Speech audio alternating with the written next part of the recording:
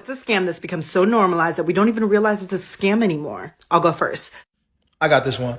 How about the government and SSNs and how they pertain to its legality behind CPNs and the rules behind how they can be used? And for those of you who are unclear and ambiguous about what a CPN actually is, allow me to elucidate. So a CPN stands for a credit privacy number or a credit profile number.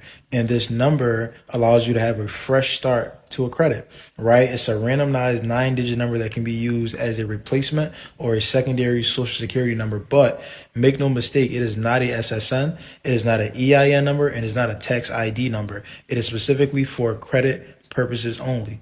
And what this CPN does is it allows you to build a new credit profile in a short period of time. And depending on your budget, you actually can be able to get a 700 to 800 credit score in as little as 30 days.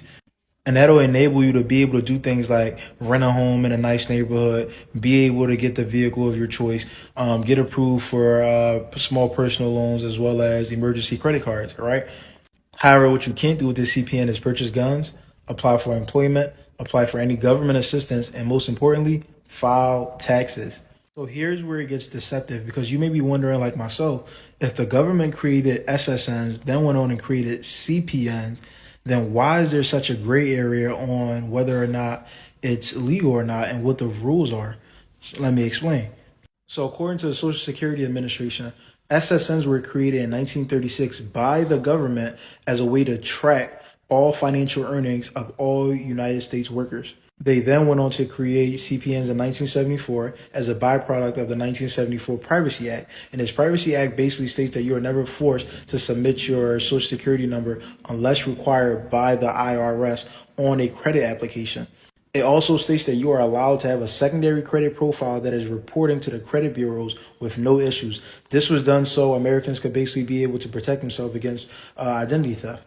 I then went on and asked inside my tweet, because something isn't approved by the government at least or pushed or aided, does it necessarily constitute to mean that it is unethically wrong?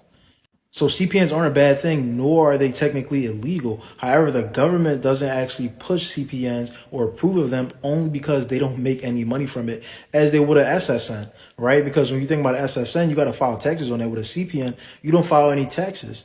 It's reported by the end of this summer, the average cost of rent is going to be $2,000. Think about who that actually affects. In my opinion, I think it affects lower class and middle class African American people. And I don't want to make this about race because it actually has more to do with power, liberation, consumerism, and ultimately capitalism. But I mean, these are just my tweets and my thoughts. This was for all the naysayers who actually disagree with the whole CPN thing. Tell me what you guys think inside the comments below.